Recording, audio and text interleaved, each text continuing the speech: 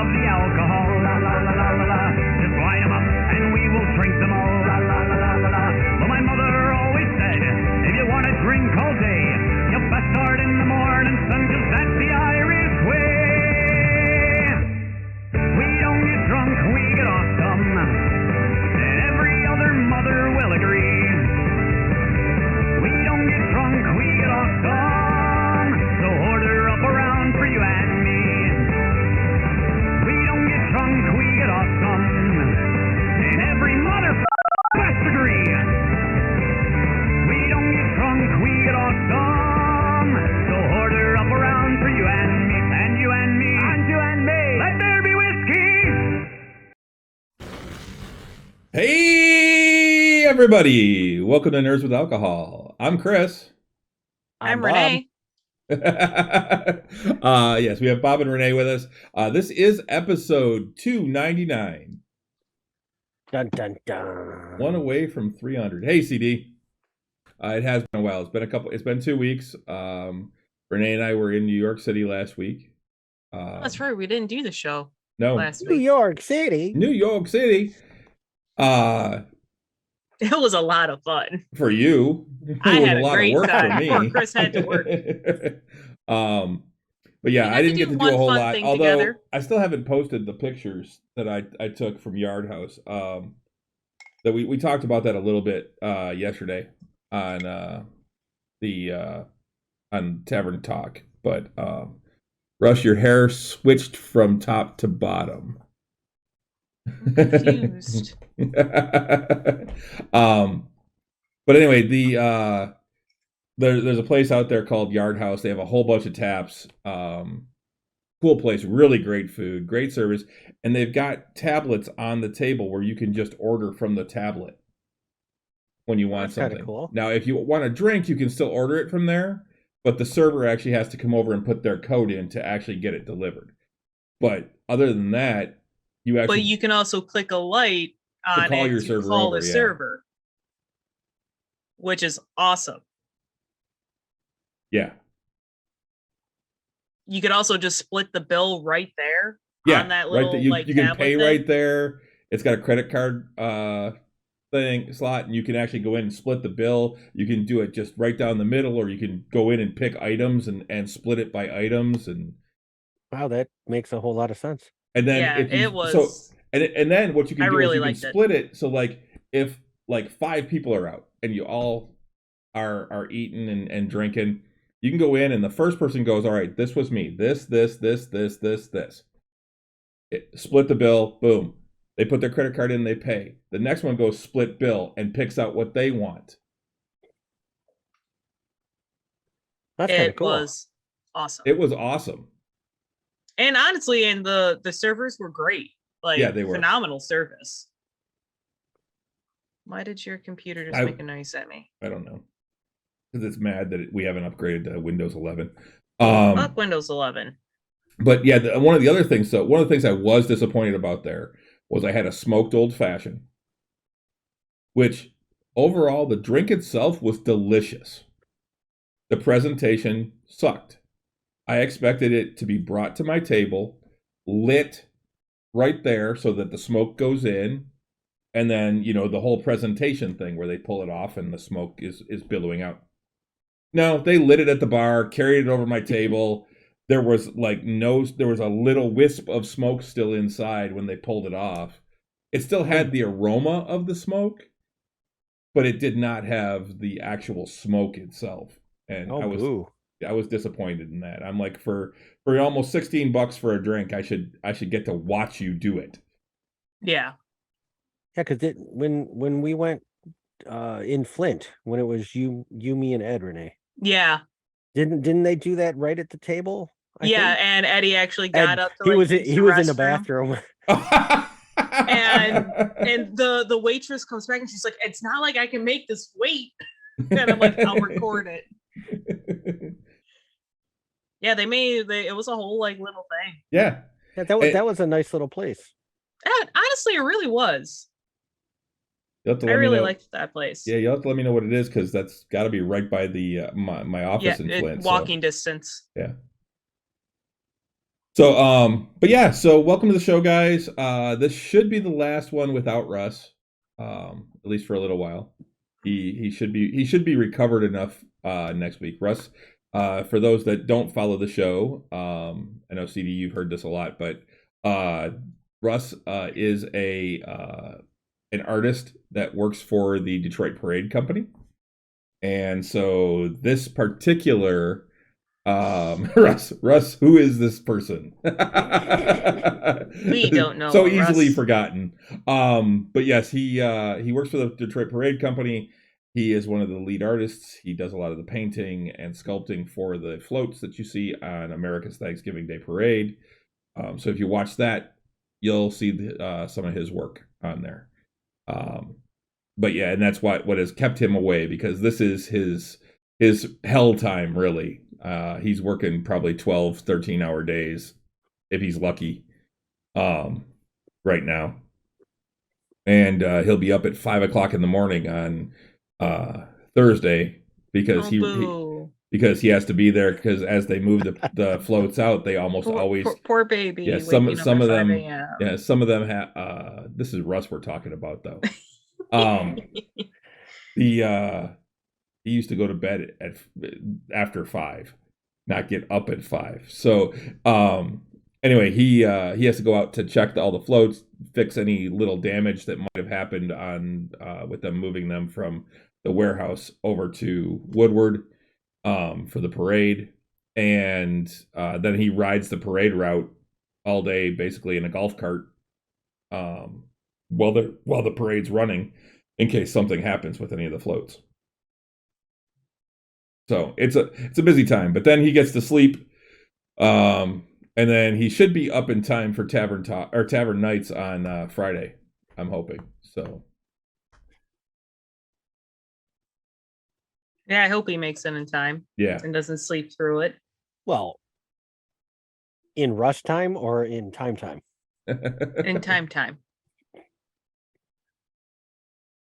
Yeah, we'll see if he won't have the excuse of actually working to be late this time. So we'll see if he actually makes it on time.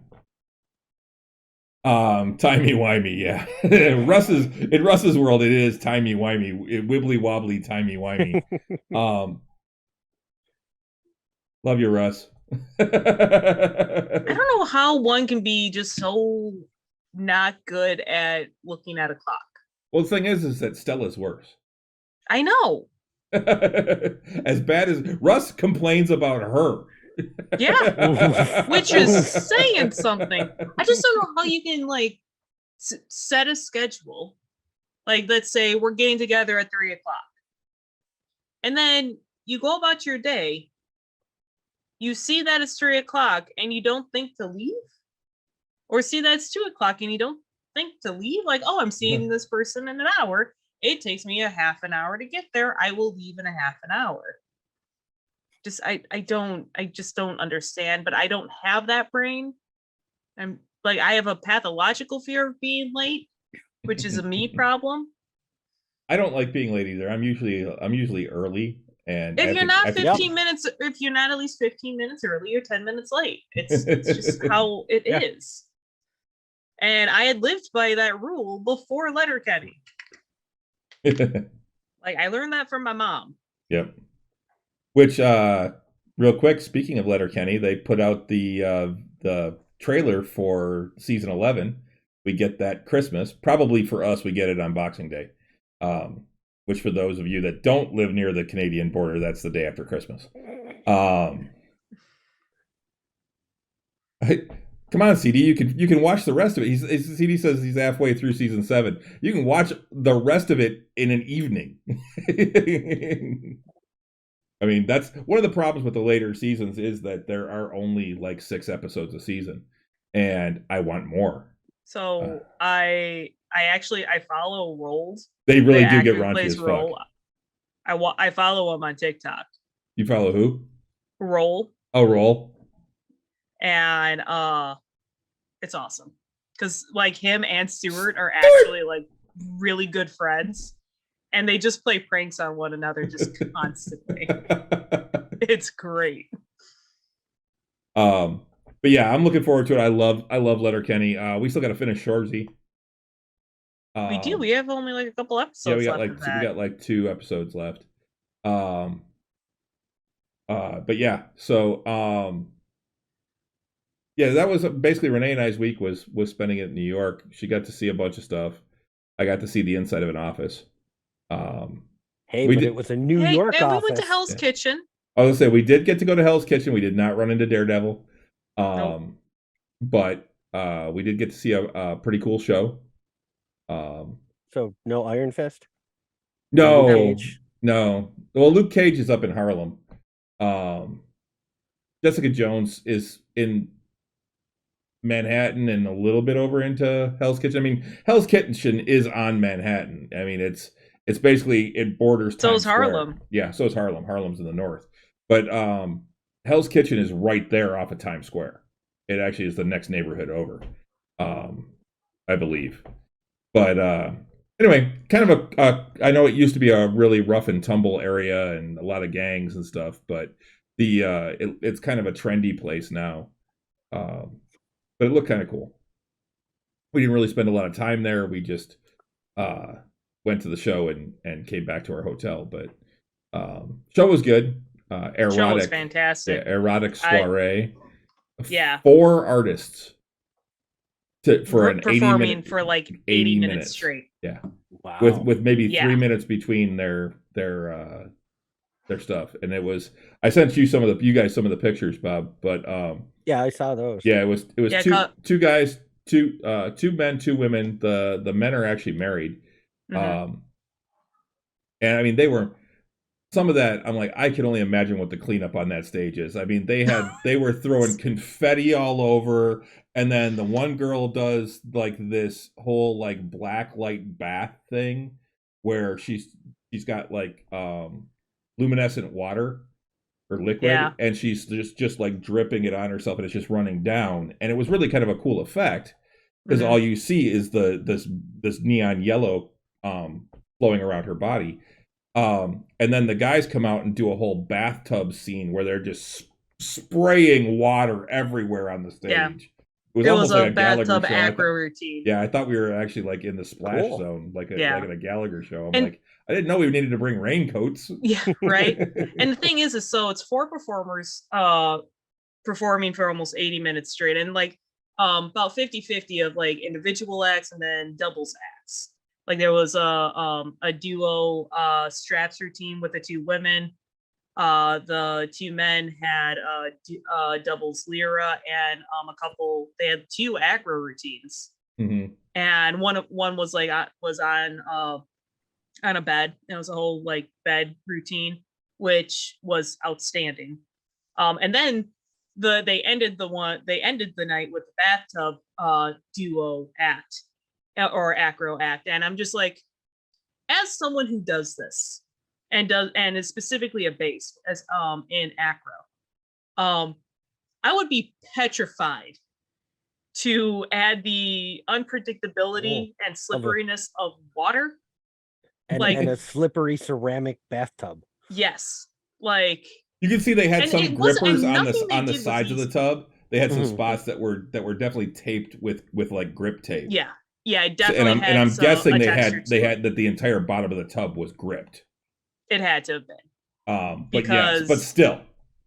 But like to have, I mean, no joke, if the bass slips, like his flyer is going to snap his neck. And I'm not even exaggerating. Like some of the backbends that he was doing, and he has absolute trust in his husband, which is awesome. If he slips, he snaps his neck.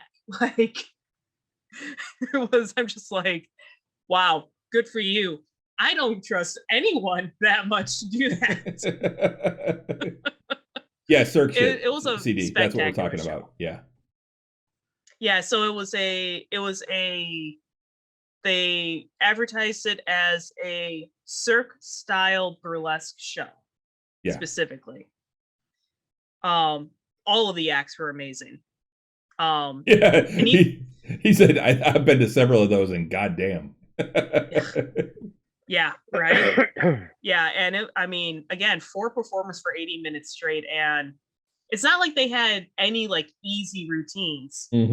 Probably the 2 easy ones were the 2 like little dance numbers near the very end. But And you said yeah, the Silks was routine hard. at the beginning wasn't bad. Yeah, the Silks routine, the one that opened the show. Oh, the one woman, she did a hair routine. She was suspended by her hair. Yep. She did a goddamn flare from her hair. I can't do that with my hands. It was wild to watch. I mean, she's just doing like, she's spinning and doing the tight spins and It was awesome. But yeah, I mean, all the none of the acts were like simple. They were all hard routines. Probably the simplest routine, like coming from someone who does circus stuff, was actually the Silks routine that opened everything.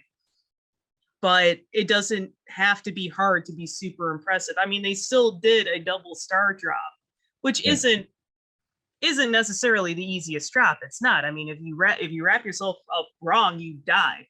Like, you fall right out of the Silks if you do that wrong. But it was awesome. Highly recommend. It is a traveling show, so I mean, I would say, I don't know where they're exactly going from New York, but if you see it in your town, would highly recommend it. It was put on by Fever Events, which they do a lot of stuff in the Detroit area.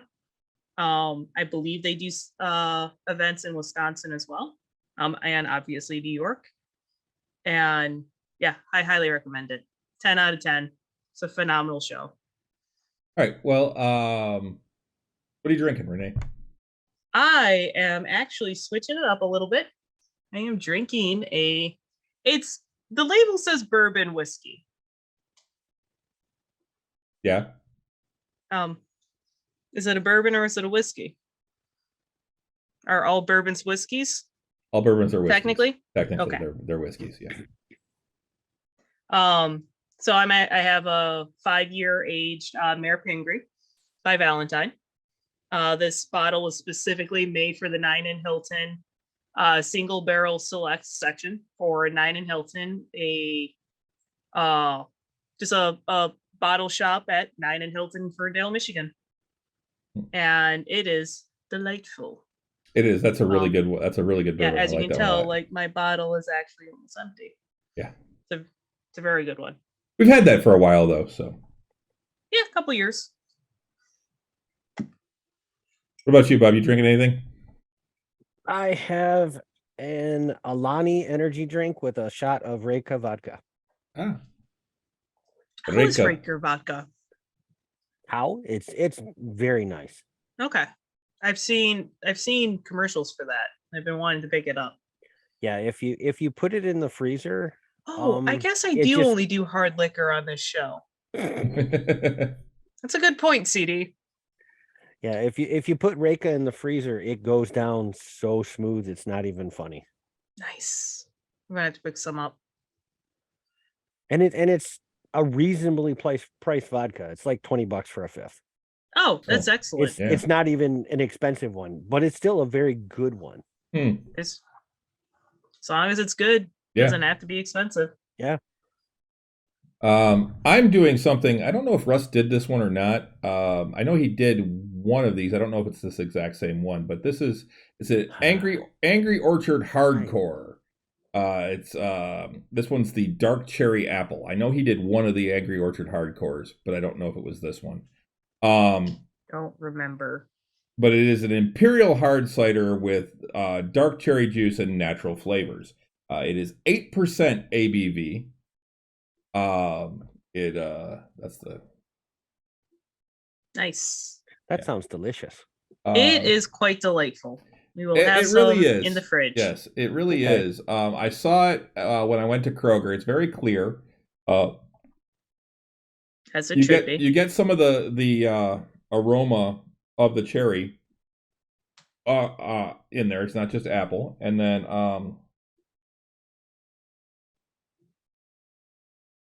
it's not overpoweringly cherry. Well, that's a good thing then. Yeah, it's more of this. It's more of a sweet cherry than a tart. There's a little bit of tartness on the end, but I think it mostly comes from the apple. Overall, though, I think this is really good. It's really easy to drink, really smooth. I like it a lot. And at 8%, I can see getting fucked up on this pretty easily because you could just sit and sip that all Alexandra night. gets one. On Friday. Yeah, the Imperial ciders are something new, CD. It's something that they're doing.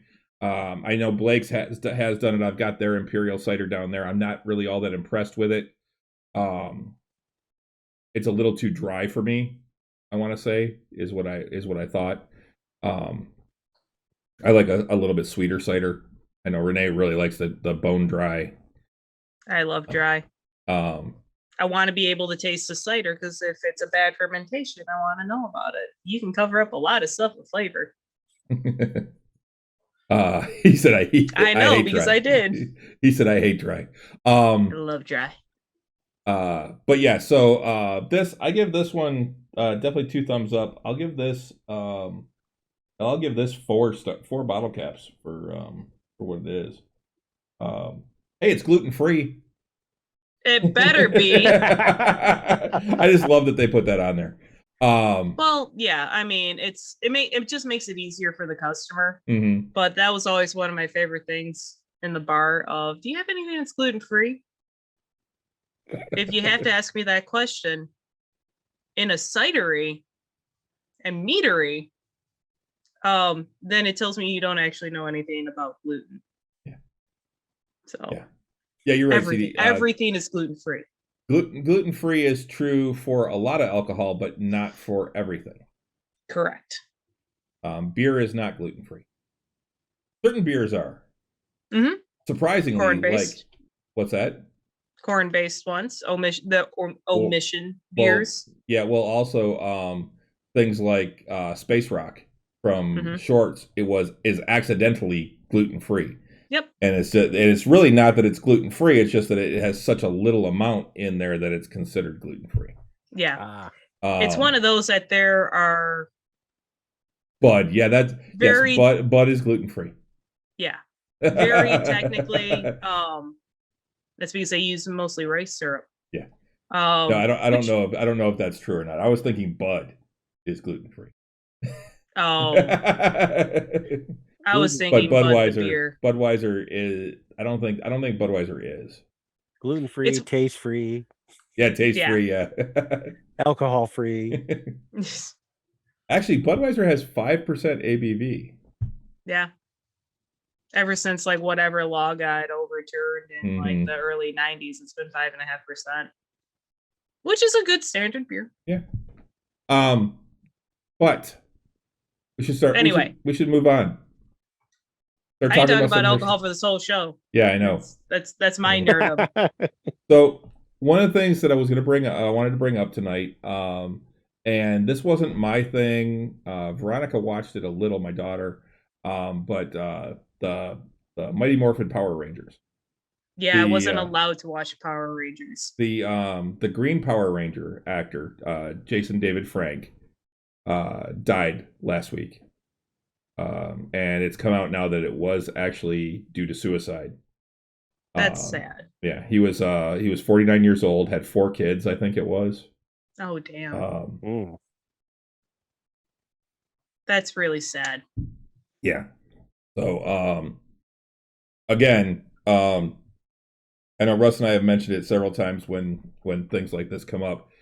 If you need assistance, if you're feeling down, if you have those thoughts, get help. Reach out to someone.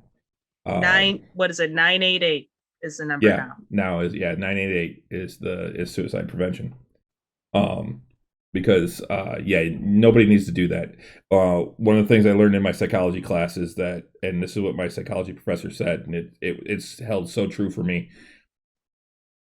He asked the class if suicide was a solution, and almost everyone said no, it's not. And he said no, it is. It is a solution. He goes, however, it is a permanent solution to what is almost always a temporary problem. Yep. And I'm like, you know what? That's a great way of looking at that. Thank you, Auntie Don. Yes, You I put was the just about to actual- say yeah. thank you, Auntie Don. Those who don't see the chat, 988 is a number you can call for suicide prevention, as well as 1-800-273-8255. Yes.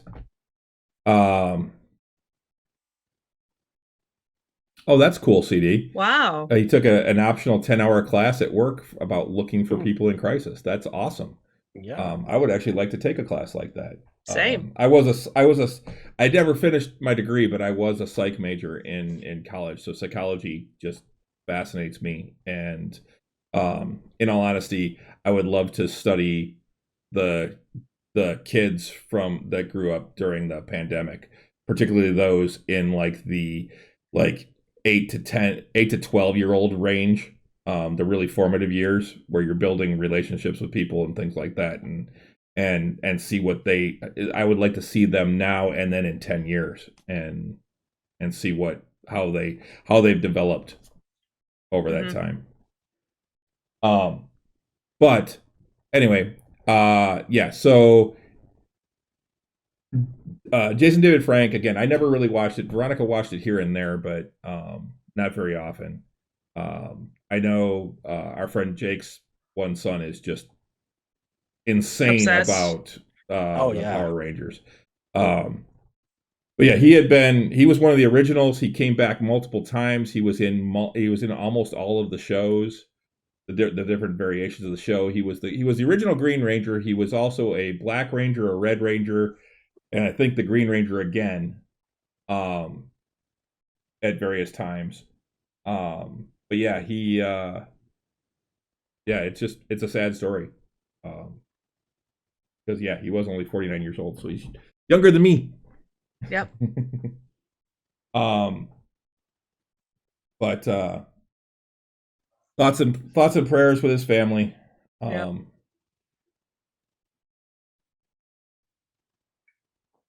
So, now on to some happier stuff. Friday we get the Guardians of the Galaxy holiday special. Oh, is that this sweet. Friday? That is this Friday, yes. And in all honesty, I really can't wait. Yeah, it just looks like fun. It's going to be stupid. Oh, and it just looks like fun, as it should be. How many beers to drink before you watch? That I don't know. I will be drinking quite a bit earlier on in the day because I'll be going and watching the U.S. team probably get their asses handed to them by England in the World Cup. Not necessarily. Yes, I know England has never beaten the U.S. in the World Cup, but you know what? They've only played them twice. Yeah, and and there's always a first time. Because that's the other half of that fun fact is they've never beaten them, but they've also only ever played twice. Yeah, they lost, and England in the entirety of the World Cup. Yes, and England whooped the shit out of Iran 6-2. Yep. And the U.S. tied Wales 1-1. So yeah, it should have been a win though. Okay, maybe. I mean, yes, the penalty that got called that gave them the goal was kind of a lighter penalty called. I wasn't happy with the way the officiating was, but we're also not here to talk about soccer. So yeah, we can be sports nerds. Yeah, we can. I'm watching the viewership just go down though. It's yay, sports ball. No, I'm kidding. But no, but anyway, Friday, Guardians of the Galaxy Holiday Special comes out. It looks hilarious. I think it's hilarious that they're bringing Kevin Bacon into the MCU in a different way. That because of the whole Footloose thing that Quill had. They showed it in the previews that Drax and Mantis go to find the Kevin Bacon the greatest hero Earth has ever known. Yeah, and they break into his house and then start chasing him down the street. Well, Kevin Bacon needs to get back out there so that way, like, you can still play that game and still get it within 6. Because he spans a lot of people if he gets into the MCU. Yeah, but I mean, he starts running down the street, and you just see Drax and Mantis just wee bouncing in the background. Isn't Kevin Bacon in X-Men? He's in X-Men First Class. Okay, I know that's technically like a separate universe. It is, but that's MCU though, right? It is not MCU. It is the Fox Marvel universe. It's the Fox. Okay, but it's still Marvel. It's just all. Yes, X-Men is Marvel. Yes. Yeah. Okay. But he's actually going to be playing himself in this one. Yes, he's playing himself in this, which I think is funny. But overall, it looks like it's going to be really cute. It is not going to be Star Wars special dumb. Although if they end it with a musical number, I will laugh my ass off. And there's got to be at least one dance number in there. There has to be. Well, yeah. I mean, that's a thing for Guardians. Yeah, dance that's how they bro. That's a thing. That's a thing for Kevin Bacon too. Yeah. Footloose. Mm-hmm. Oh my god, it's gonna be so good! I can't wait.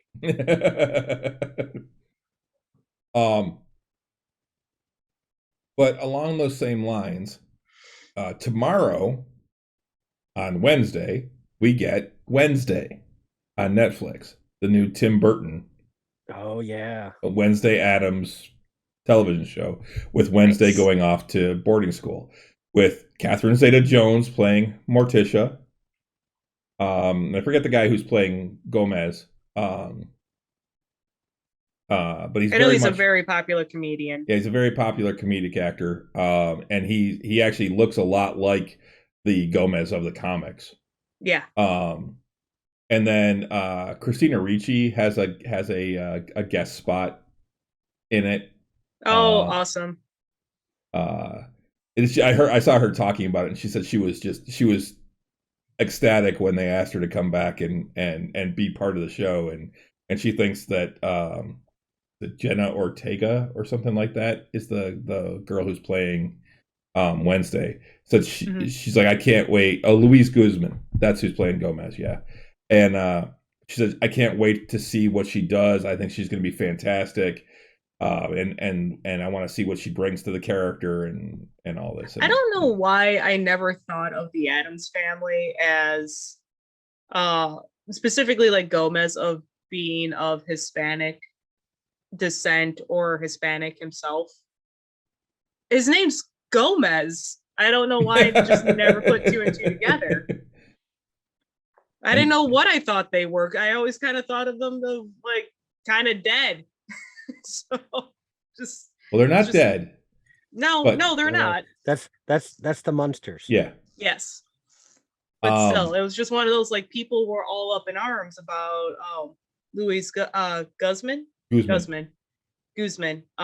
playing Gomez, and it's like, okay, I get it. Like people of my generation are used to the movies who had the super hot Gomez.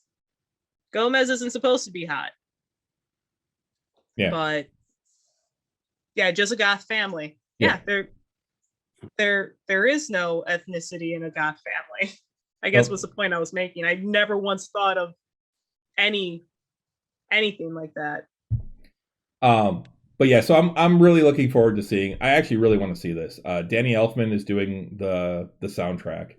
Excellent, as he should. Yeah. Catherine Zeta-Jones, I honestly think is a spectacular choice for Morticia. I think Christina Ricci would have been a good choice too. I thought that would have been just a cool evolution for that actress, but I think Catherine Zeta-Jones is actually a really good choice. I think for Christina Ricci to do it, they would have to put her on a box for everything because she's like barely 5 foot. Yeah, and Morticia is like established as being very tall. Yes, I mean, like, I don't even think high heels could do it for Christina Ricci. I guess I never really saw the parallels between Morticia and Gomez to is it Boris and Natasha from Rocky and Bullwinkle. Yeah, they're pretty much the like same. Just that same dynamic. Yep. Yeah, shorter, stockier guy and tall, skinny woman. Mm-hmm. But yeah, We would go hunt the moose and squirrel. but yeah, so I am looking forward to that as well. And then honestly, probably the one I'm looking forward to the most is next Wednesday, the 30th. And that is Willow. The Willow We series. should rewatch the movie. I'm all for it. Let's do it. I've only ever seen it once. I Um, couldn't tell you anything about it, other than I enjoyed it. We go that way. Yeah, this thing you quote it all the time, and it makes me giggle. But You are drunk, and when you are drunk, you forget that I am in. You are in charge. I really enjoyed the movie. I've only ever seen it once. We should rewatch it. But yeah, it looks like this is going to be fantastic. The visual effects look incredible. I believe that Willow is now, it's supposed to be 30 years after the original movie. Same actor, right? The same actor. Awesome. The same actor. They got the same actor to be the brownie. They've got a bunch of the same actors. They got I'm blanking on her name. But yeah, there's supposedly the woman that was in it. She was the female warrior. She was actually the daughter of the evil sorceress that was sent to kill the baby, and winds up joining up with him. She's supposed to be in it. I believe actually she was married to Val Kilmer.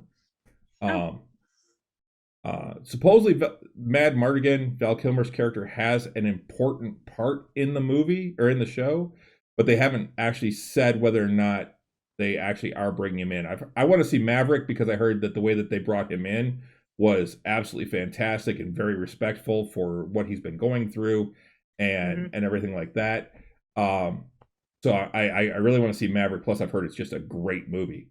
Yeah, I've heard the same thing. But they actually asked about it, and they said Mad Mardigan is an essential part of Willow, and that we will be bringing him in. And I think this is actually supposed to be his son. Is supposed to be the one that is now the hero. So yeah, Electric Ronin just confirmed yes on both accounts regarding Maverick. Yeah, that's what I've heard. I'm upset that I missed it in the theater because I wanted to see the vistas, because I heard that the plane, the actual aerial stuff, seeing it in the theater was definitely worth it. But yeah, so I'm really looking forward to that. It looks abso-fraggin-lutely spectacular. Tomorrow as well. Did they bring Liam Neeson back in? Huh? Wasn't that Liam Neeson's no, he was in Crawl. He was in Never Crawl. mind. Yeah. Wrong bad 80s movie. Hey, Willow is not a bad 80s movie. It is a George Lucas movie, so don't expect great dialogue. But is Willow a George Lucas movie? Yes. Oh yeah. It was written by George Lucas. Huh. Why couldn't he write dialogue half? And I believe it was written by George Lucas and directed by Ron Howard. It was one of his first first directorial films. Awesome. Yeah, don't mind the CGI. Yeah, the troll at the end is horrible. It was the 80s. I'm not going to flaw CGI technology when it's at the foundation of CGI. I'm not going to diss graphics. I mean, it was state of the art back then, and it was brand new. Yeah. Because Lucas invented most of it. Yeah. I'm not going to flaw bad CGI. Now if it's bad CGI, now I will ridicule it because we have stuff that can make that looks practically real. But at the very start of just CGI technology, no, you can't flaw it. It's what they had back then. Yeah, you got to watch Babylon 5. I do. Because that was the first show that was almost all CGI effects. There were no practical effects for the space scenes. They were all CG. They were all computer generated.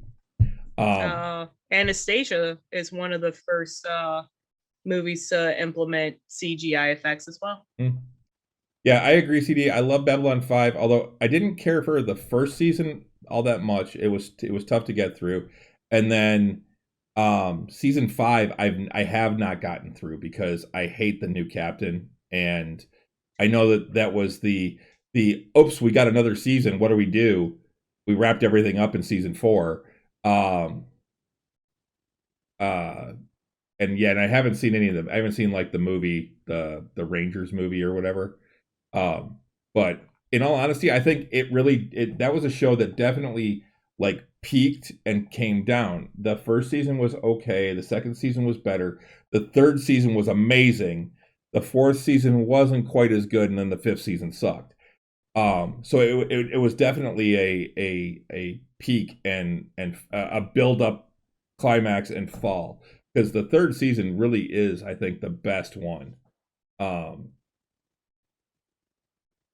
I need But to see it. yeah, it was a good show. It really was a good show, and I mean, That's the one with Box Lightner in it. yeah, Okay. the Bruce Boxleitner that you met and had no idea who he was. I didn't. He was very polite about it. He's like, it's okay, you're done. I'm betting he found that refreshing too. Yeah, I'm sure he did. That he yeah. could just have a normal conversation with somebody without them. Yeah, getting we all were talking about like the gushy. vendor's room. Yeah. And just the cool stuff in the vendor's room. He was a lovely man. Yep. He was actually married to Melissa Gilbert. Who's that? Laura Ingalls from Little House on the Prairie. That doesn't help. It was a huge show back in my day. Ginormous show. Yeah. It's a ginormous book too. That's terrible. Yep. Nobody said it was a great show. It was the show that Amy Farrah Fowler was obsessed with in Big Bang. Yeah. And Amy Farrah Fowler is a very emotionally damaged person. And it's the one where when Sheldon, trying to give her this special night for her birthday or the anniversary, he tried making all the food that would have been on the prairie and gives them both food poisoning. As a lot of people, I mean, that was a very authentic experience because a lot of people died of dysentery. I was gonna say, you died of dysentery. Thank you, Oregon Trail. That's why it's in the game, because a lot of people died of that. That is a very real thing. Like up until like modern medicine, like people died of the shits all the time. Because a lot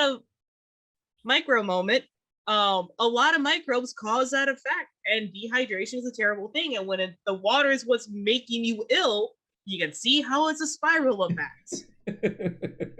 Like seriously, one of the best, not even modern medicine, one of the best things that humans ever did, and because we did this and it became a very standard practice across the globe, the world population doubled in a century to this. And that was when we started the chlorification of water. The chlorification of water and the pasteurization of milk. And within 100 years, the world population doubled. Yep. That happened in 1906 was when the chlorification of water started. And then penicillin helped with that too, yeah, CD. Penicillin was 1930s. Yep. Now, CD said get an orange, get some fiber / apples. The thing is, CD, is that apples actually are not native to North America. Not the apples that we eat. Not the apples we know now. Yeah. Crab apples were, but not the big juicy apples that we eat and that you like to eat. Those were actually introduced from Europe, and that's the whole Johnny Appleseed thing. Was that he went through and planted? He really did go walk through and plant a bunch of apple trees. Because cider was the drink of choice for most commoners of the world for most of world history. Yep. The reason why beer took off in the US so quickly was because it was a faster turnaround. Because trees take 10 years to actually start bearing fruit, whereas you can grow malt in a season. Yep. And so it was one of those, they had beer for the first foundings, and then once the trees became very mature, then cider became a thing. He said, "Do it for the alcohol, Johnny." Honestly, if you're really interested in the subject, I can like send you some names of books about the whole history of just the history of apples in the U.S. because honestly, it's fascinating. Yeah, the founding fathers and a lot of people in that time, cider was the drink of choice. That was their alcoholic drink. Hard cider was huge back then. It's because apple juice doesn't keep. Mm-hmm. That's why wine's a thing, because juices don't keep. They will ferment. naturally ferment on their own. But beer you actually have to consciously make. Yeah. I You at least got to make the sugar alcohol. water. It's fascinating. You at least have to make the sugar water. Yep. So along the same lines with shows that are coming, we also have shows that are ending. Andor's season finale for season 1 is tomorrow. I can't wait. This show, it's been a slow build, but overall I think it's a good show that is showing a lot of other aspects of the Empire. Yeah, you and I were talking about this the other day. Yeah, and it's basically it's showing things like the prison system that they have, and the fact that basically they're just trying to get slave labor at this point. They're putting people in jail for the littlest things, and like Andor is just in the wrong place at the wrong time. Has nothing to do with what's going on, and he gets sentenced to 6 years in this labor prison. And they find out that someone who was released on one level was mistakenly reassigned to another level. When what was really happening was they were taking them, when they finished their sentence in one prison, they were just sent to another prison. Oh. And so you never leave. Just transferring them and saying, okay, now you're due 6 years here. Yep. It's really awesome, like you said, it's showing other aspects like the prison system. Mm-hmm. I love like you actually see the Mon Mothma's kind of like rise into the role that she will eventually have. And just how the aristocrat life and the Senate life is, and how that affects, her personal life, and just it gives a much wider view of the overall world, whereas like every movie and every show has been very centralized around like a person or a very small group of people. And like, yeah, you see the world, but you don't really like see the world. Like you actually see other people in this town that Andor is from, and the partnerships and the friendships between like his mom and like the one chick who works at the junkyard, and she knows this person and they know this person. And the new droid is just... Yeah, the we thought C-3PO had anxiety. Yeah. This poor droid's got depression. Oh, jeez. So it's Marvin? I mean, it's valid. It's valid depression.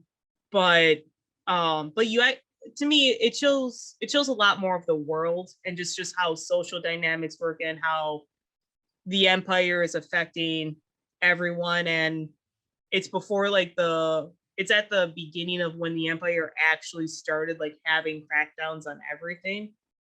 And you also see more like of the what is it, ISS is what they call it? Yeah. Or IS? ISS. Imperial Special Service or Special Services or something like that. Yeah. So it's their secret police. Yeah, you actually like see the behind the scenes. That's it, ISB. ISB, that's it. Thank you, Electric Ronin.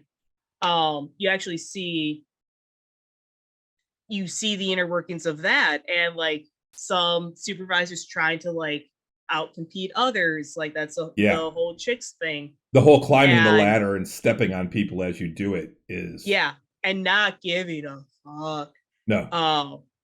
But all of them are like that. Yep. It's just you see more of the world, and overall like I really, really enjoy the show just for that aspect.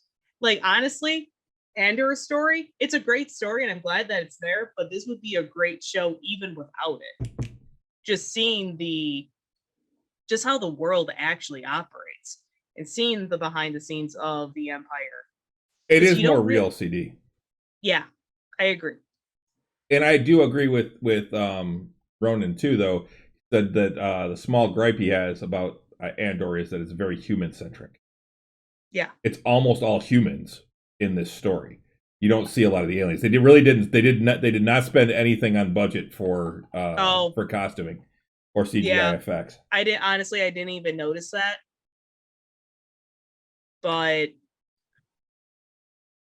yeah, I mean, I feel like you can filter in any of the aliens and tell the same story.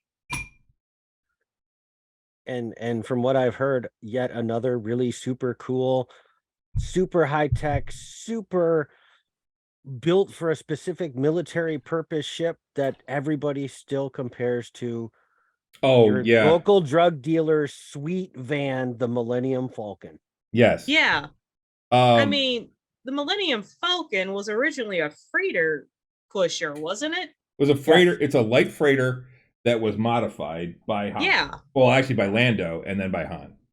Yeah. Whereas, like, the ship that What's-His-Face has... Skarsgård's character is actually badass. He is a cold-hearted ship. Yeah, he is a cold-hearted motherfucker. Yeah. Specifically built for that purpose. Yep. Yeah. He will sacrifice anyone for the cause. Yep. He is a pure rebel. Yes. Through and through. Yep. To the point where, like, I would consider him to be like a bad guy. He kind of said something in the second to last episode of he will take on that, he will make those hard decisions. Mm-hmm. He will be the bad guy that the rebels need to lead.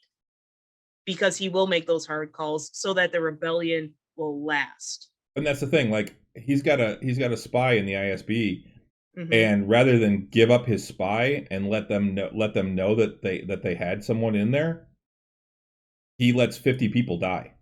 Yeah. He will so the rebellion lasts. Because that's all that matters. You're more important than lasts and the rebellion wins. Yeah, you're more important than Krieger and those 50 people. Which it takes a very, very cold-hearted person to get to that point. Mm-hmm. I want to now hear that guy's story. I want more of his story. How he got that cold-hearted. Yeah, and like there's Andy Serkis is one of the prisoners in the prison with Andor, and everyone's like, I want his story now too, because he's a cool ass character. And Andy Serkis is just a phenomenal actor too. He is a really good actor. He made one of the dumbest villains in Marvel history cool. Claw. Oh, in Black Panther. Yeah. No, I always thought Vulture was the Vulture was another really dumbass villain that was made cool by Michael Keaton and some good storytelling, really. I didn't realize that Claw was considered a pretty dumb villain as well. Oh yeah. I don't know. But yeah, so but anyway, Andor is I don't know if it's worth your Star Trek band CD worth breaking that, but it is a good story. And I'm looking forward to seeing how they finish this season up and set it up for season 2, because there is already a season 2. This is, I think, 15 years into the reign of the Empire. So 15 years after Order 66 and 5 years before Rogue One. But the droid, which I don't remember the droid's designation now, but it's like this loyal little puppy. And when his mom dies, he refuses to leave the house. It's so sad. This last episode was just so sad. I felt so bad. You shouldn't feel bad for a goddamn robot. I didn't realize what his designation was, because they always call him B2, but it's B2 EMO. He's B2 emo. Well done, writers. He B2 emo. Yep. Well done, writers. That's amazing. That makes me so happy. I'm not even mad at that. Because they always call him B2. Yeah. The other thing I think that's B2 cool, emo. so jumping around a little bit, but one of the things I think is cool about was it Lucian? Something like that. Well, Lucian something. yeah, Skarsgård's character. He his ship actually doesn't really have a nav computer. It has a nav droid built into it, which is interesting. It's not really an astromech droid. It actually talks with him, but basically he talks to the ship because Luthen. But the ship itself talks to him, and he basically just tells the ship what he wants. And plot a course to here. Like, okay, I'll do that. And it starts spinning. It's got like 3 eyes, and the ship itself has a droid built in, which is different. Mm-hmm. Yeah, it's definitely a spy ship. Oh yeah. It actually looks like a really similar ship that you get in Old Republic, the online game, specifically for the on the Imperial side. Which one? Shit, I think it's Phantom Hives. The Sith Ravager? I think so, yeah. No, wait. I was gonna say, shit, it's been a long time since I guess played the it game. kind of does. It's got that sleek center with the sides. The Ravager is really kind of what the Darth companion Maul who's had. the bug guy. Yeah. Who is he with? Which main character? Do you remember? Because I don't remember. I don't remember off the top of my head. Because you get the Imperial Guard as one of your you get like a rebel Imperial guy as well as one of your companions, and it's that character's ship looks very similar to Luthen's. Oh. Huh. I don't remember. Quinn is his name. Is the companion. Oh, Quinn is an Imperial Guard. He's an Imperial. Yeah. That's the Sith. That's the Sith. Okay, the then Sith it is warrior. that one. Yeah, it's the Sith Ravager that I'm talking about. Anyway, so Andor does end tomorrow for season 1. And then there is a show that just ended completely that I haven't watched in years, but I did watch the first several seasons, and that's Walking Dead. It actually ended completely last weekend. And I was reading some stuff about it and seeing how it ended, and I guess they jumped around timelines a little bit, and Rick came back for it, Michonne came back for it, a bunch of people came back for it. I never even made it to Negan, CD. I actually left. I left after the governor. It was about season. So I guess the something. comic also ended this year. Wait, hold on. The last publication was 2019 for the comic. I mean, it's a 12-year run. That's a hell of a run for a show. Yeah. Well, I got to Negan in the comic. I did not get to Negan in the show. I got bored with the show. Yeah, I got bored with it too. It also gave me nightmares after a while because I was also reading the comic and then watching the show. And it's a lot of death and it's a lot of zombies. Well, I remember you personal shit going on at that time too. I remember you sitting and reading the comics, and you're like, I'm like, I need a break. Let's go do something. Can we do something happy? Yeah. And I think I made you watch Ponyo. I've not seen Ponyo. Okay, then it was Finding Nemo. I made you watch I think it might have been Nemo, but I have never seen any of the what you call it? Miyazaki films. I haven't seen any of those. We need to fix that.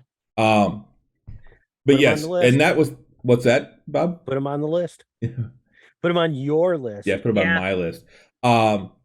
It was very repetitive, and that was the problem that I had with it, was that it was the same thing over and over. Okay, zombies attack. They're idiots. People get killed. Next week, zombies attack. They're idiots. People get killed. It was over and over that same thing. Yeah, they made Carol in the show a lot cooler than she was in the comic. Yeah. Someone betrays them. They're idiots. People die. It Humans are terrible to one another.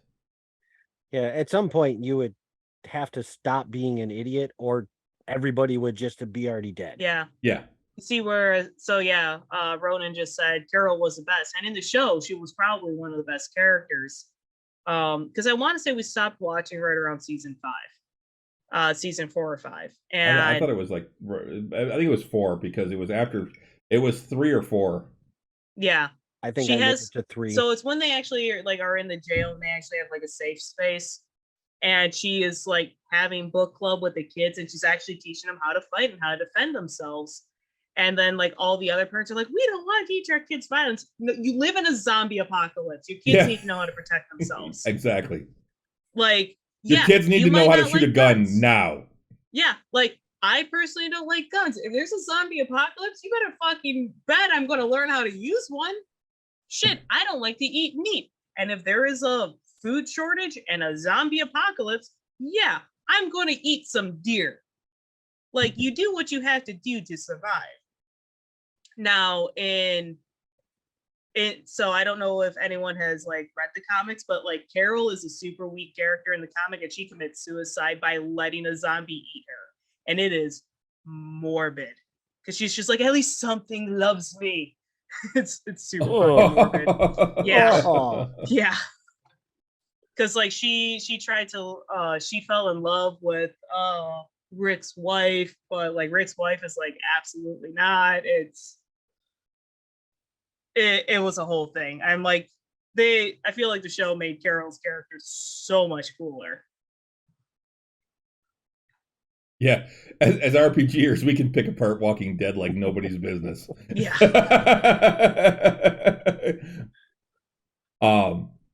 Yeah. But overall, yeah, I got bored with it. Killed what's her name from Star Trek? What? Yeah, I heard about that. There was a I forget who it was that was on there from Star Trek. Oh, I didn't know that. Tasha Yar, yeah. Oh, well, I mean, that's not hard. I think of Goo killed Tasha. Exactly. Yeah. It doesn't take a whole lot. Oh, Yeah. slippery spot. Woo. I love that death is just final in Star Trek too. Like there is no like even attempt on trying to resuscitate someone. They're like this doesn't work. Oh, she was eating people and grilling them up. Nice. She was already halfway to being a zombie. Yeah. Just needed to start, making it rarer and rarer. But Mm. I mean, she probably found the cookbook How to Eat Man. How to Serve Man. To Serve Man, that's it. I'm sorry. But anyway, yeah, so it got to the point where, there were certain parts of the show that I enjoyed, but again, it was repetitive and it was just such and unfortunately, I think pretty accurate depiction of what would happen with the way humans are.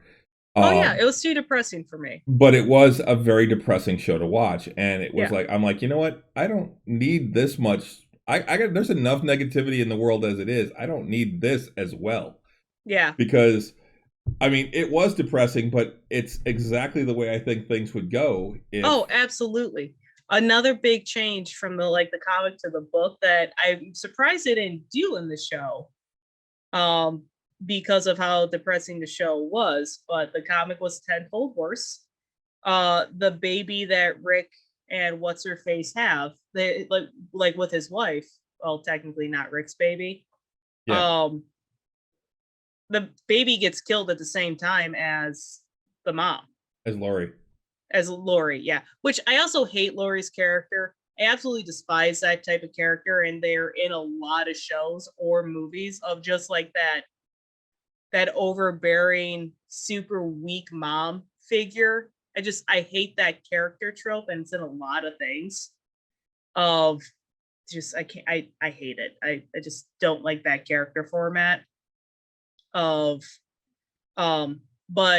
yeah, in the comic, Lori and the baby both get shot. Well, and what the thing about the show too is that the most popular character, who I believe made it through the entire series, isn't even in the comics. Oh, Daryl. Daryl. Yeah, Daryl doesn't exist. Yeah. Yeah, Daryl doesn't exist in the comic. And yet he's like the most popular character, and I think he made it right to the end. They said, I read something about they thought the end would just be Daryl like going off into the sunset to parts unknown. Mm-hmm. Yeah, because Daryl was the ultimate survivor. Yep. But yeah, I'll never forget. Regrettably, though, that's exactly what would happen. Humans are horrible to one another. Early on, though, like it was probably after the first season, was when we were in Louisville for Fandom Fest, and we're sitting inside at Gordon Biersch, German brew pub down there, right on 4th Street. Before the show even started, it was the first day of the show. We had gotten there early. We were waiting for everything to kick off. We went there to see the brewer because we had met him at a convention. And he said, if you're ever in Louisville, come see me. So we did. And we're sitting there talking with him, and he's buying us beers and stuff, and one bartender. They have an indoor and an outdoor area for seating, and this was in June, so it was really nice out. And they had the big like roll up thing, so they had an indoor and outdoor bar type of thing. And when the bartenders came over, she's like, do you guys watch Walking Dead? And we're like, yeah. He's like, Merle's outside with Steve the Pirate. Which I knew that reference. Yeah, I didn't get that reference because I hadn't seen Dodgeball. Yeah, I'm like, Steve the Pirate is Alan Tudyk. And I'm like, Merle is Michael Rooker. Yeah. And he's in Mallrats. Yeah, and so we see them out there and they're posing with people, and Michael Rooker's got a straw hat on, and he's putting it on other people and taking pictures with them. They're just having a good time. And there's this one just huge dude, big beard, tattoos all over, chain wallet, and a beanie, which I thought was weird. And he's just standing off to the side laughing and chat with him. We're like, is that their like security guard? Who is that? It was fucking Jason Momoa. It was, but it was before Jason Momoa was like actually super popular. Like the only thing he was known for at the time was Game of Thrones. Game of Thrones, but he looks so different than how he looks in Game of Thrones that nobody recognized him. Yeah. And yeah, he's just off to the side, just laughing hysterically. Shit, we didn't even know who he was. We didn't realize that was him until we saw his panel the next morning. His panel the following morning. 9:30 in the morning. He's drinking shots to people at 9 a.m. Yeah, 9:30 in the morning. Awesome. He's passing out Jello shots for good questions, and drinking beers, opening one bottle with the empty from the last one. Yeah. Oh man, as much of a shit show as that convention was, because there were a lot of problems with it. It was a great time. That was a lot of fun because we weren't working it. Mm-hmm. When we got to walk down the street with Jason Momoa after that. Yeah, we did. His two like bodyguards and handlers who were like half the size of him. Yeah. Well, one was a small woman. She was just his handler. Yeah. And then there was another person with him who I think was just supposed to try and keep people away. But he's such a nice guy. He just talked to anybody. We're just standing at a light and just said hi, and he's like, "Hey." Yeah, that was it. Got to sort of meet. That's when I got to like actually like discover who John Barrowman was, because I hadn't gotten to him yet in Doctor Who. But I knew of the character. And I became a John Barrowman fan before I had seen him in anything because I fell in love with him. We sort of met him the night before. Yeah. Because we were all standing outside of the convention space and they had left him at the airport. Nobody went to pick him up. At the airport in Cincinnati, an hour and a half away. Why the hell they didn't fly him into Louisville, I don't know. But they left him at the Cincinnati airport. He's like, I'm here. He's posting on social media like, I'm here. Where's my ride? And it's just an empty like pickup area. Oh, jeez. Yeah. But I knew of the character, but I had never seen John Barrowman in anything prior to that. But I knew of his character in Doctor Who because I knew I was getting close to Captain Jack's story arc, and actually meeting Captain Jack in Doctor Who. And yeah, we had saw him walk by outside. We were outside the hotel. He went to walk around reason. us and fell off the specifically curb. walk around me because I had a 6-foot hoop skirt on. Yeah. And he kind of fell off the curb. And I'm like, "Are you okay, Captain?" He's like, "Yeah, I'm good." And he just kept going. Said, "Yeah, I'm good, thanks." And he waved and smiled and went inside. Yeah. And then we saw his panel the following day because you really wanted to go to it. Mm-hmm. And he said one of the best quotes I had ever heard for all of Nerdom. And so so they have a bunch of questionnaire or people with questions. And again, the convention was a fucking shit show of like trying to keep the schedules, and it was just not well thought out. John Barrowman called them out on it. He's like, "Screw it, I'm gonna get through all of these questions. You're the ones who screwed up, and you get to deal with it." Yeah. So he just kept taking questions. And one girl comes up and she's super nervous and she's like, "I'm so sorry. I'm a complete nerd, blah blah blah. I have watched Torchwood. It's great. It's super sad. Again, really dumb female character in that show, and I can't stand her. Gwen needed to be thrown off a fucking cliff in episode 1. Besides the point. I hate Gwen's character. But you also hate the gap in Gwen's teeth. Yes. I don't think gaps are attractive. I'm sorry. I'm just gonna say it. I don't find them attractive. Would you rather have a gap or a tooth? Like I will take a tooth. A single tooth. You'll take the Tom Cruise tooth over I'll take the Tom Cruise tooth over a gap. Regardless, get some braces.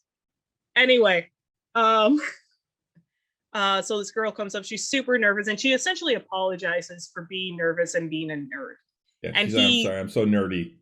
Yeah, and he's like, "Don't ever apologize for being nerdy because normal people never apologize for being assholes." And I'm like, I'm a fan. I haven't even seen you act yet. I am a fan. One of the best quotes ever. Never apologizing for being a nerd and for what you love when normal people never apologize for being assholes.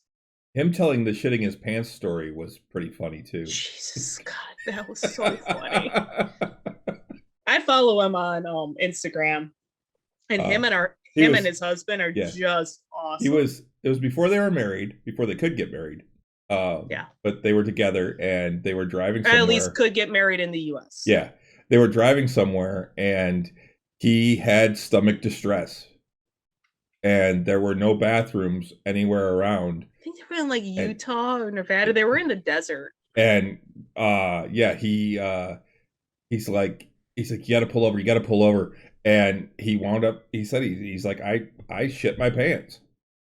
He's like, so we pulled over. $200 jeans. But he kept them because they were $200 jeans. Yeah. But the underwear he actually changed out of. He cleaned himself up and he hung the underwear on right next to a no dumping sign. Is what he said. In the middle of nowhere. But anyway, yeah, he was just a really fun guy. Yeah, that convention pissed me off because one of the main reasons I wanted to go to it was the Firefly panel, and it was Adam Baldwin, Alan Tudyk, Jewel Staite, and I love all three of them. I think they're fantastic. They're very entertaining. They were up there and they cut them off. They were supposed to be on for 45 minutes and they cut them off at like half an hour because they were running behind. Well, yeah, because they had everything back to back without any relief time. And they Barrowman let William Shatner and Stan Lee go as long as they wanted. At least let them go long. Right. And also it just took a lot of time for those people to leave the room. Mm-hmm. And that was it. So they didn't factor any like leaving time of like people exiting the room, because they did make you leave and get back into line. You couldn't just keep your spot, because then no one would actually be able to get in. Yeah. Yeah, everyone would just sit in that room, because that was where all the main. Yeah. That same room was where all the main panels were. Yeah, they didn't have any buffer time between the actual panels to like let people leave and let people come in. And when you have Shatner as your first one, followed by Stan Lee, and followed by someone else, and then Firefly, they progressively got it was Jason put Momoa, more and more behind. Jason Momoa, Gillian Anderson, William Shatner, Stan Lee, Firefly, and John Barrowman. Yeah. And there may have been another one or two in there, but that they were all in the same room. In the same room, essentially. And it just progressively got shorter, and like they got further and further behind. And Barrowman was on stage for like 15 minutes when they're like, time. He's like, you guys are the ones who fucked up, and there's no one behind me. Next question. It was he's awesome. like, you're the ones that fucked up. You deal with it. Next question. Yeah. And I mean, and yes, this was that convention's very first year. There's a big learning curve. I feel like you should be able to like be smart enough to factor in some buffer time.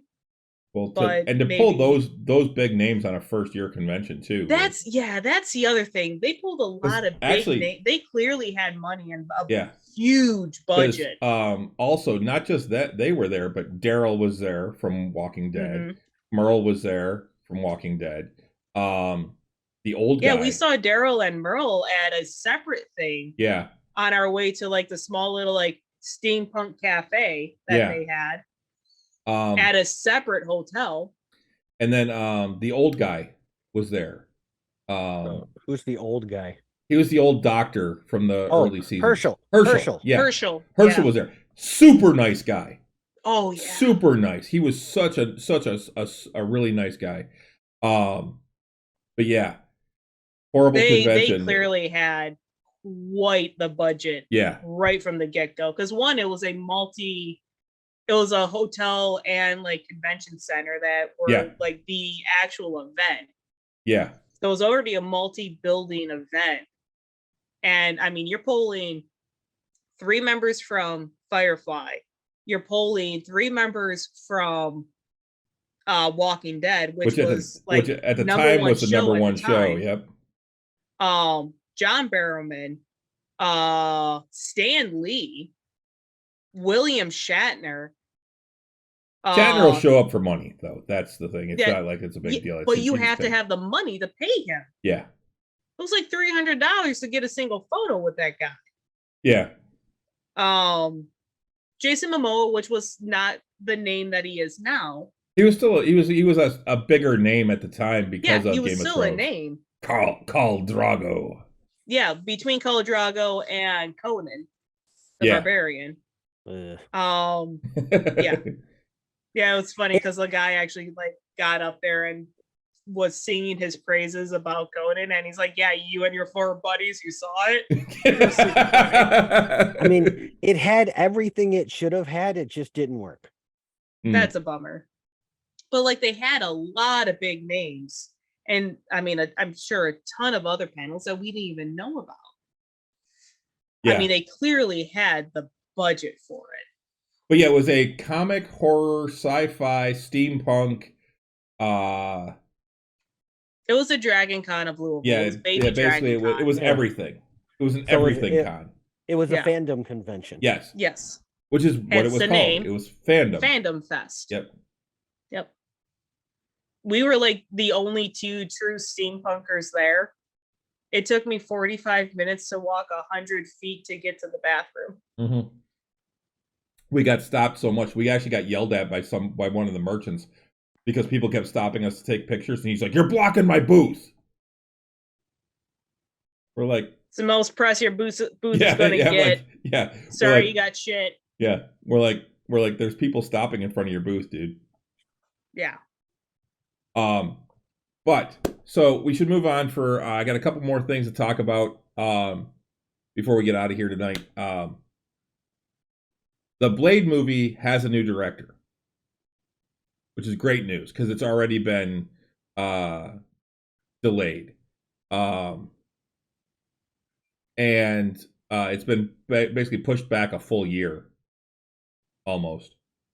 But the new director is Jan Demange. I don't know how to say his name. I'm sorry if I butchered it. But he's the director from Lovecraft Country, which is a show that Renee and I started watching. We never finished, but I enjoyed the show. It's a good It's a show. really Yeah, good we just show. kind of forgot about it. It's good yeah. though. And very horror though, and I'm not huge into horror. So, but they're saying that they're guessing Blade is going to be much more of a horror movie, kind of along the lines of Multiverse of Madness. And they're expecting that it's going to actually start off with following his origins. And so they're actually speculating that this one person who got this super secret role that they've been looking to cast, and they were really particular about who they were going to cast for it and everything, is actually going to be Dracula. There we go. Okay. So I muted myself. I'm sorry. Oh, but yeah. So they do have a new director. The thing that concerns me though is that they also said that the script is being rewritten by someone, and that always makes me go, Yeah. Because if you have to rewrite the script, there's a problem.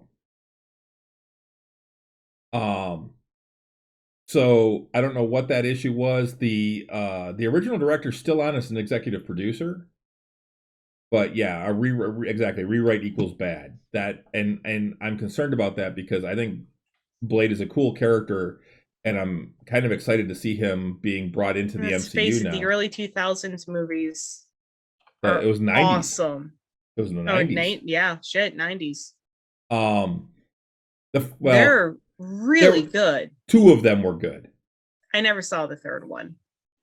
The third one was basically just Ryan Reynolds auditioning for the part of Deadpool. That's second. No, it's 3. Second one. No, it's 3. Oh, then I did see it. That is 3. It's Trinity. Oh.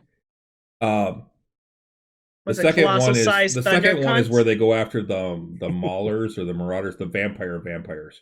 Ravagers? The Ravagers. That's it. Yeah. The Those ones are usually called whose mouth Krusniks. open the ones whose mouths open up like predators. And they had the little Yeah. I'm sorry. In mythology, they're called Krusniks. The creatures that feed off of vampire blood. Why wouldn't they get that right? Because in the Blade movies, those didn't exist, and this was a new thing. But yes, Blade Trinity is where we got the term, though, cock juggling thunder cunt. That's it. I thought that was the second movie. No, it's Blade Trinity. Okay. That's the only one Ryan Reynolds Are is there in. 4? No, there's only 3. There's only 3. I distinctly remember Ryan Reynolds' character. Yeah, he is a complete and total smartass. That's why we've always said that was him auditioning for Deadpool. He was doing it all the way back then. Yeah. I couldn't tell you anything about the second movie then. The second one was pretty good. It's the one that it's a lot more. I had the fighting. biggest crush on Frost in the first one, but this is also Deacon like Frost. 14-year-old Renee. Yeah. I had a crush on Frost and the blonde chick. Yeah, Deacon Frost. He was such an asshole. It was so hot though. But yeah, so that should be out September 6th, 2024, I believe is now the date that they're for Blade.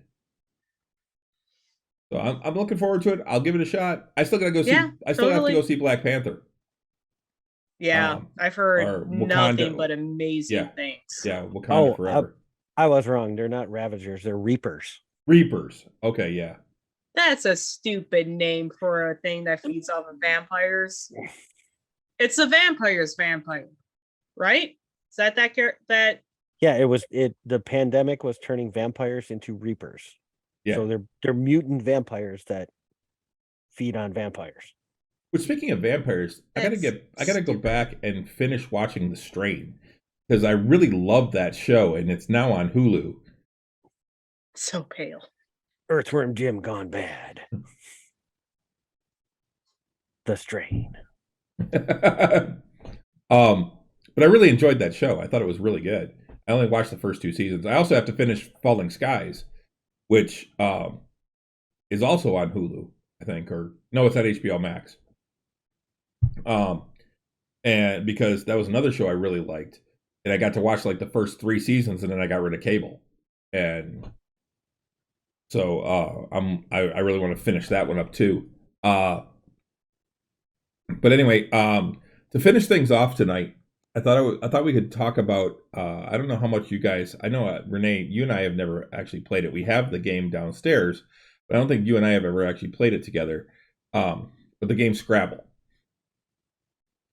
Oh, yeah. There have been over, I think it's 500 words added to the Scrabble dictionary this year. Oh. Is Youper one of them? Because it should be. I don't know if Youper is, but Bay is. BAE Bay? Yeah, BAE. I hate that. Vax. VAX. Lame. Shortened. I don't even know how to Shortened pronounce this sections one. of words. Wow, that's Shouldn't- a big point word too. Vax. It is. Yeah, and that's the thing. They're saying, they're like, 500 newly accepted Scrabble words is more fun and educational. Enjoy the double benefit of annoying everyone you play with. Who the hell spells euchre with a Y, CD? Play while also expanding your vocabulary. Oh, I think he was trying for yucker. Yucker? And it also talks about. Oh, it looks a lot like euchre. My apologies. Yeah, so, I don't know what a yucker Bay, is. Somebody making fun of euchre. Yeah. Horchata is one now. Porchata? Horchata. Deep fake is a word that you can use now. Wait, one word? That's 2 words. It's one word, deep fake. 2 words. It's 2 words. I agree with Bob. Or really start some family arguments with the big ticket letters in queso can now be used. Ooh. Queso like the cheese? Yeah. QUESO. Yeah. ESO? Yep. That wasn't a word before? Because that's a word. It is, but it's a foreign word. English words. It has to be English words. Oh. You couldn't use foreign words. That's right. Man, all you need is, one German word and you win. Yeah. Well, yeah. You can use every letter in that baggie in some German words. Give me all the X's and the Q and all the K's. Ausgezeichnet. There we go. Shit, Ausgezeichnet, which just means excellent, is like 12 letters long. Juicery is another one. That's a noun. I'll accept that one. Zadonk. What? What the fuck is a donk? Zedonk. Zeedonk. Zedonk. See, you just said no. No. No. No. The fuck does this Zadonk mean? Look that up on Urban Dictionary. Well, Zedonk is an animal. What? The zebra donkey. Okay, Zedonk. I'll accept that. Okay, I'll accept that. I mean, Then liger better be a word. It's a dumb name for a zebra donkey hybrid, but okay. Yeah, I mean, I'll accept that if that's what it is. I mean, that's what it says here, but let's see. Zedonk definition. Now, is it ZEE or ZE? ZEE. Huh. It's Zedonk. Wow, because the internet does not agree. It's either ZEE or sometimes ZE. Yeah. I'm looking at that too. But yeah, they also call it a zebroid is another name for the zebra donkey. It could be the difference between a liger or a tie-in, where like one is a male lion, female tiger, and then vice versa. Oh, here we Like they go. actually call a liger one if it has like a distinct male pair. Like if the lion is the male and the tiger is a female, I think they produce ligers. But if you have a tiger male and a female lion, that's a the other one. Yeah, Well, even this the is even this the is Urban also Dictionary. known. This is also known as a zebras, zebronchi, zonki, zebadonk, zenki, or debra. Zebronchi. I like that one the best. Zebronchi, yeah. Zebronchi, I like. So another one, faux hawk. Nah, I'll accept that. I'll accept the faux hawk. I'm fine with that. Except that it's actually 2 words. It shouldn't be Yeah, one word. it It's is 2 faux words. hawk. I would also agree with that. At best, it's hyphenated. Yeah. It shouldn't be No, I would all also one agree word. with that. And one of the big ones, embiggen,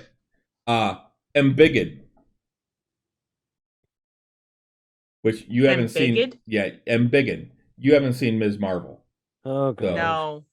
She embiggins when she does She it. enlarges? Yeah. To enlarge or grow, embiggins. to make or become bigger. Yes. No. That's like the difference between regardless and irregardless. I know irregardless is in the Weber's dictionary now, but So it's stupid because they mean the same thing. So is embiggen. Oh, growl. And this I actually don't like that. on the It's Nerdist, enlarging. and on Nerdist where I found this article, it actually says that embiggen is also among the new words. Created in an episode of The Simpsons, it is, of course, enjoyed a resurgence as Ms. Marvel's catchphrase in this year's Disney Plus show. I don't buy that. Ms. Marvel has used that forever, I believe. Like in the comic? In the comics. She was always embiggened. That's always what she said. That's not, it was not created on in an episode of The Simpsons. What's that? So Simpsons didn't do it first? I don't think so. I would be very surprised. I think that's a Google search. But also some of the other ones, I don't know what Hygge, Hygge. No idea. Oh, CD says he heard it on the Simpsons first. Hygge, because that's one I don't know. Danish word pronounced hygge, meaning social coziness. The feeling of a good social atmosphere. Yeah, it's about what makes you feel content and happy. And it's okay. Hygge, pronounced hygge.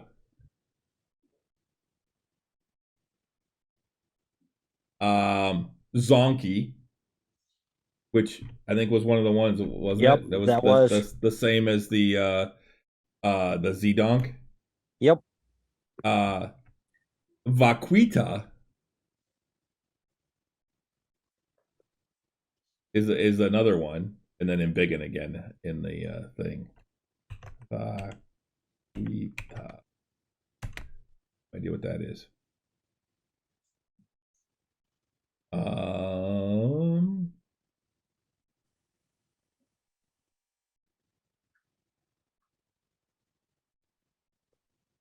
Vague, hazy, faint, indistinct, ambiguous. So The Simpsons used embiggen in 1996. Trying to find when Marvel used it.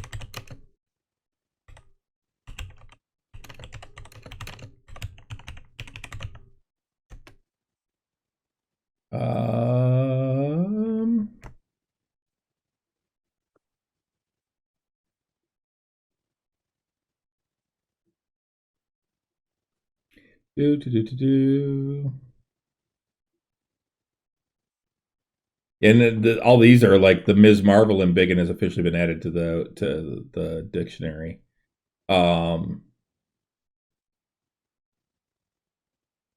This says Ms. Marvel and The Simpsons put embiggen in the dictionary. Yeah. I can't find when it was actually like used in the comic for the first time because it's all the show. Regardless, it's called enlarge. It's embiggen. No. Actually, so NPR on, I believe on Sundays, they have a small, like little, like literary, like snippet that's like 10 minutes long where they look You at know the what? English language. The Simpsons would have done it. Kamala Khan didn't make her first appearance until 2013. Simpsons did it first, like they do everything first. I'm sorry, what were you saying, Renee? Oh, I can't remember. So it's part of like Weekend Edition, which is on Sundays on NPR, at least in Michigan. And it's a small little blurb that's only like 10 minutes long around 9 a.m. I spent a long time in the car. It's a very repetitive job. Anyway, and they look at a weird thing in like not only the English language, but throughout the history of the English language. Like the one this Sunday was about thrice. And they go over like where was like the first origin of the word and when did it start to like move from thrice to third, and like the words like between those two, and because thrice is essentially 3 times over, whereas third is the third one, they technically mean different things. And like it's still acceptable to use thrice if you're going if you're using essentially parallel literary phrases of, you know, like first, second, third, the ones that would lead up to thrice, because I poured myself a very large drink. I can't think of them. Once, twice, thrice, that's it. Yeah. But it's very interesting. It's usually just like a small little 10-minute blurb. I kind of want to inquire about embiggened now and have them do all the research. But they it's very interesting how they do it, because they go over through like the whole history of like thrice was first like literally documented in like the 1300s, and that was commonly used, and then started falling off around the 1600s for whatever reason. It's very interesting. The CD said embiggens it's a perfectly cromulent word.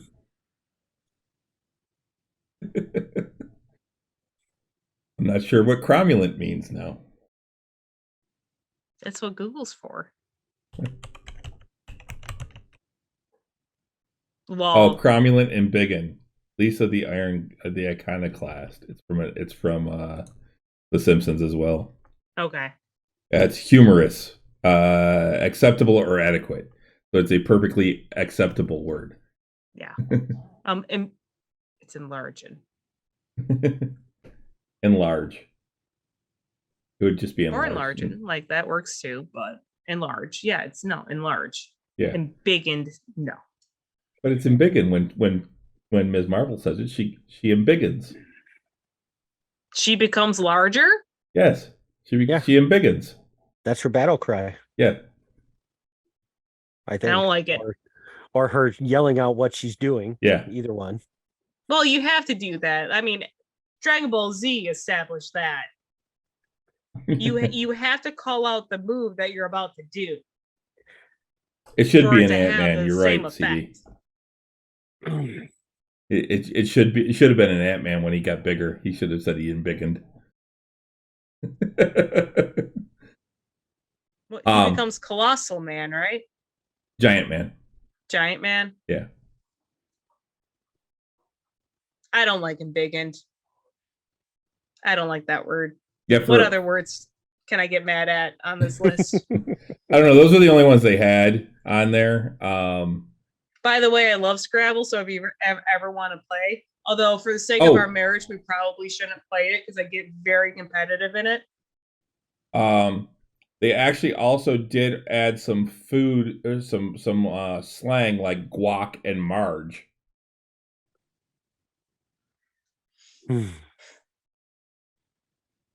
I mean, I get it. I do. And a couple that the article here says they couldn't believe weren't already in there. Spork. Spork wasn't in there? Nope, not in the official Scrabble dictionary. Wait. Schadenfreude is in there, but Spork wasn't? You mean Schadenfreude? That's the one. Yeah. That is an acceptable Scrabble And term. that's a It has German been. Even word. though you have what, 7 tiles, but that is an 11-letter word. Yeah, I guess you just have to build it off of something I mean, else. Schaden is a word, and then you can add in Freunde. And then one other one, which this one I can understand because it's a proper noun, because it's a title, but it's Jedi is also now an acceptable. Oh, okay. Yeah, I'm is fine with Sith- that one. Is Sith? It doesn't say Sith is, but I'll tell you what, if Jedi's up there, Sith better fucking be there. I believe like Sith is before Star Wars was like an actual thing though.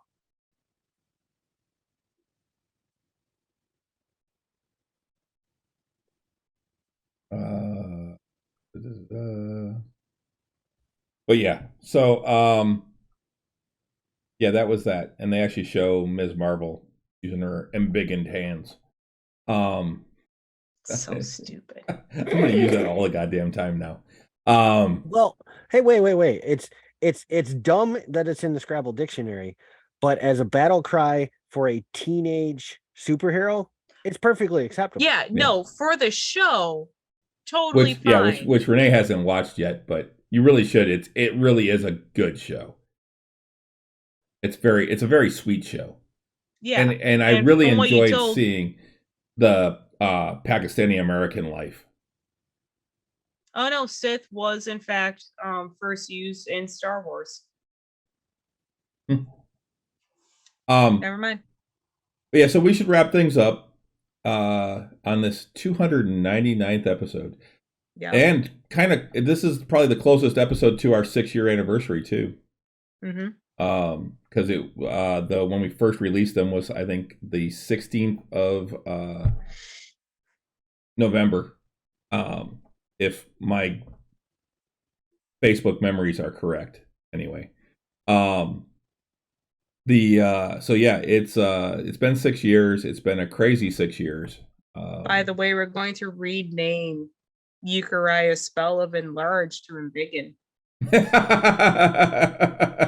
You should just change it in D&D Beyond and not even tell him. No, actually, we should just use it that way. It's like, hey, embiggen him. Do what? I hate it so much. Yes, you're right, CD. Back in the day, you had to find a dictionary. Yeah. If you had one, when we played Scrabble, there was always, my parents Oh, yeah. had one of those dictionaries that was like this fucking thick. Yep. And yep, if it wasn't in there, it didn't count. Actually, Nope. I'm looking at one right now. It is. Jeez. Webster's And that's- Dictionary. Yeah, it's from I think that one's from the 60s or 70s. Yeah, which would have been what my parents was from. I think probably from the 70s. We always had one when we played in college. It's a math game. Most of my words never got over 4 letters. It's a math game. It's not a word game. It's a math game. You strategically put four words down and you're guaranteed to win. It's a math game. People hate playing Scrabble with me. Yeah, we use that, but if Stevie said he has an unabridged 1950 version, we use that, but if you had a medical one, you were cheating. But anyway, thanks a lot for joining me, guys. I can't believe it's been 6 years. Yeah. At times, and sometimes I'm like, it's been 6 years. Only been 6 years? Holy crap.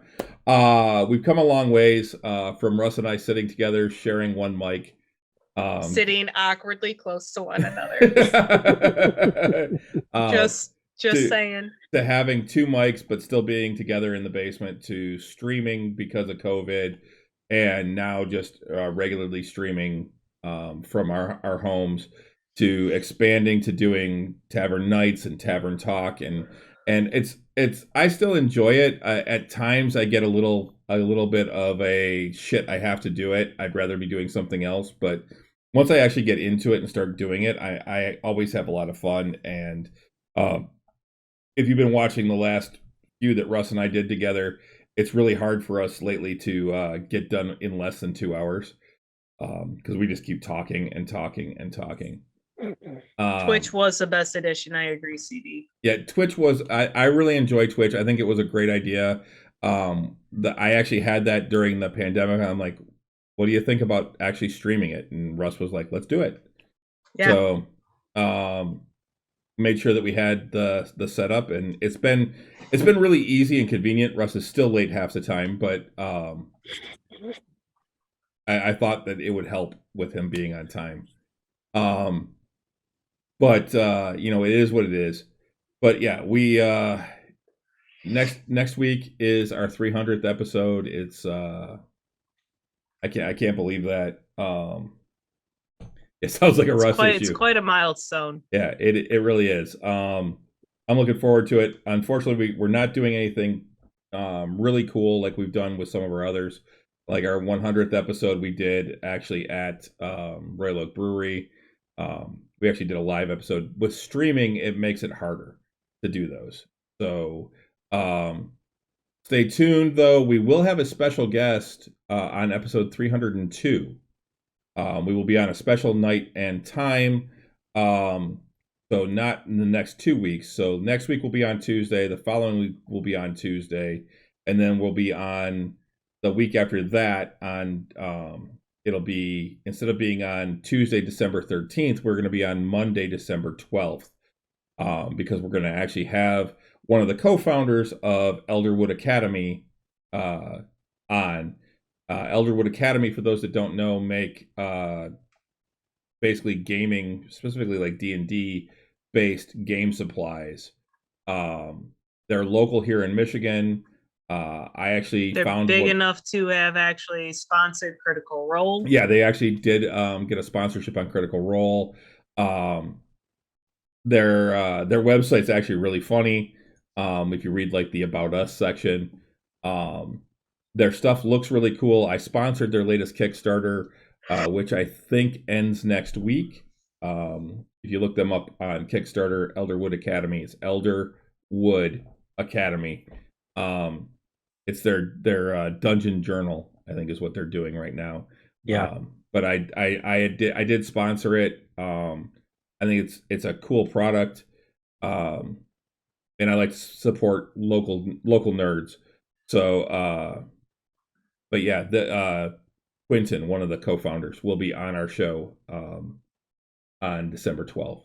So we're going to move our day one day to accommodate his schedule. He plays soccer on Tuesday nights. So 6 days to go. 6 days to go.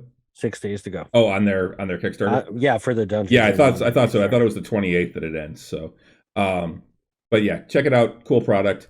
You can find us pretty much anywhere you find podcasts. You can also find us on Twitch, YouTube. Although I really have to catch up on YouTube. I'm like a month behind. And I've been trying to do that today. I'm hoping that after this, I'm going to start uploading the last Tavern Nights, because we had technical difficulties, which hopefully we won't have this coming week. Our internet kept dropping out the last time we played.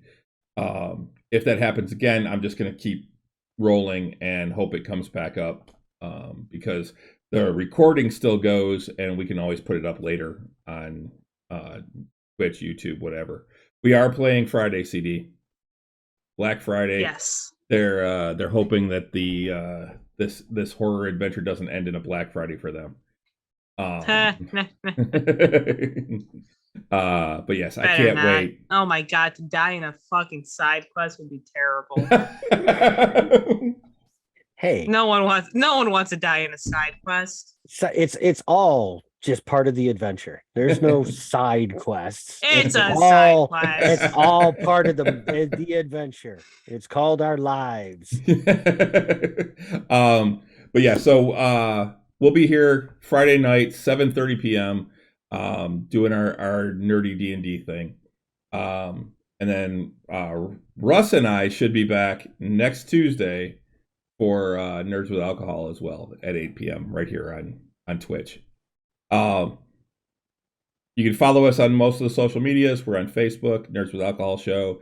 We're on Twitter at Drinking Nerds, at least as long as Twitter is still a thing. And we're taking bets on how long it'll stick around.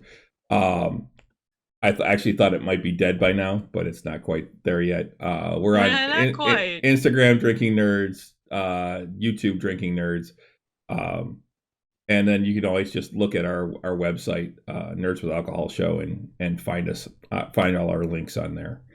So, but yeah, so I think that's gonna about do it. So until next time. Until next time. Sláinte. Sláinte. Oh, that was actually pretty good. All right. Have a good week, everybody. Yep. Good night. Good night.